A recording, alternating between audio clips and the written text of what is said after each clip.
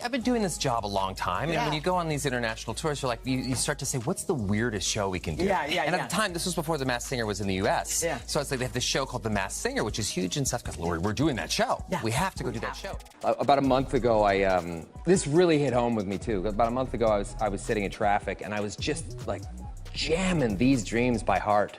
I was killing it in the car.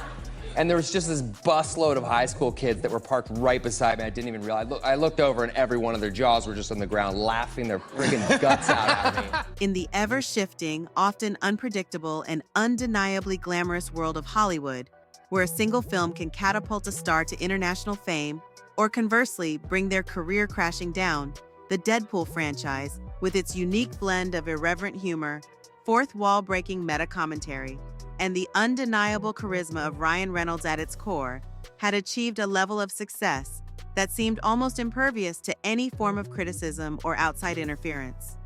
The franchise was a certified box office juggernaut, a cultural phenomenon. But even in this seemingly impenetrable fortress of success, a controversy began to unfold.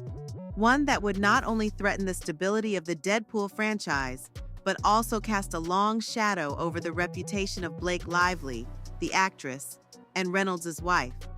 There was a new storyline. This centers on why Reynolds left the country.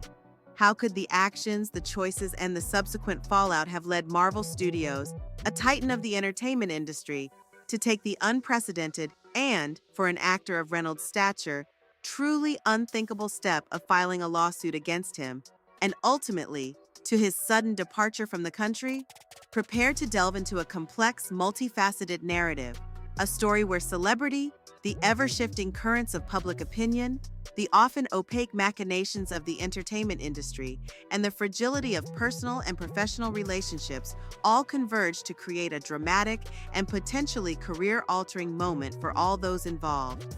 Before we even begin to unpack this fascinating and complex story, a quick reminder: if you're finding this video as compelling as we do, please be sure to hit that subscribe button and give this video a thumbs up. Also, we're very interested in what you think. Please drop your thoughts, your theories, and any burning questions you might have in the comments section below. We love hearing from you, and we'll do our best to respond to as many of your comments as possible. My relationship with my father, which was very complicated and difficult. My dad was a very, I come from a middle class, kind of blue-collar home, and my dad was just of that generation, where it's just like, he was Clint Eastwood, less is more. Simple grunts is how he communicated. Okay, gotcha. I think people tell themselves stories, and this sort of comes back to your worldview that you just mentioned about. The initial signs of trouble, the first whispers of discontent that would eventually lead to this crisis, did not originate, surprisingly enough, on the meticulously managed and highly controlled set of a Marvel film. Instead, the genesis of the brewing controversy, the seeds of the impending legal battle, and Reynolds' sudden flight began to take root around a separate standalone film project, a movie that Blake Lively had, at one point, accepted with genuine enthusiasm and a strong sense of anticipation, hoping that it would provide her with a new platform. The director of this particular film, an individual who had cultivated a strong reputation for his ability to craft emotionally resonant stories, had been granted a substantial degree of creative control over the production, serving not only as a co-writer, but also a producer. He also had a prominent role in the cast, affording him considerable influence. This multifaceted involvement meant that the director had significant sway over nearly every facet of the film's development, including, and perhaps most crucially, the film's intended overall creative direction, a key point of contention that would eventually prove to be a major source of conflict. This project, for Lively, was meant to be an important step. It was meant to showcase her talents and allow her to further establish herself as a leading actress. There was a lot of hope and anticipation that it would be a great success. However, there were problems developing. Early reports and rumors, which began to circulate among the crew and industry insiders alike, hinted that a sense of growing tension had begun to build between Blake Lively and the film's director. The specific disagreements, which were described by sources close to the production, were focused on script revisions, the film's overall marketing strategy, and most significantly, the film's ultimate and intended creative direction. Sources close to the project later described Lively expressing a feeling that the film was evolving in a direction that did not fully align with her own artistic vision. This misalignment in the creative vision was a major point of concern. These disagreements went far beyond simple creative disagreements. They represented, in essence, a fundamental clash of artistic principles and differing perspectives on the very essence and intended outcome of the project.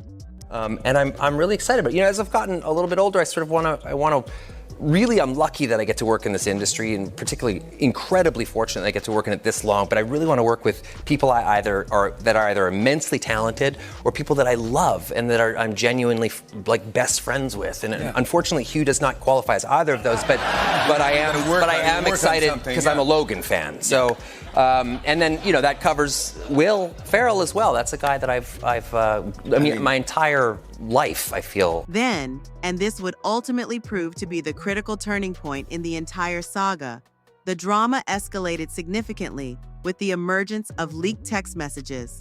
These communications, which were alleged to have originated from Blake Lively herself, soon became a focal point in the unfolding narrative.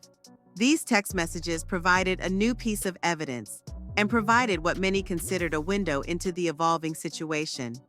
In these messages, the blame for the unfolding difficulties seemed to be placed squarely on the shoulders of the film's director. She had said that he had engaged in certain actions and behaviors. These actions, she had alleged, were creating issues. Some of the leaked text messages appeared to strongly suggest that the director had been actively attempting to manipulate various media outlets, with the express goal of misrepresenting Lively's actions and behaviors. The intent, it seemed, was to damage Lively's reputation. This was a serious claim. The messages became the center of a great deal of debate.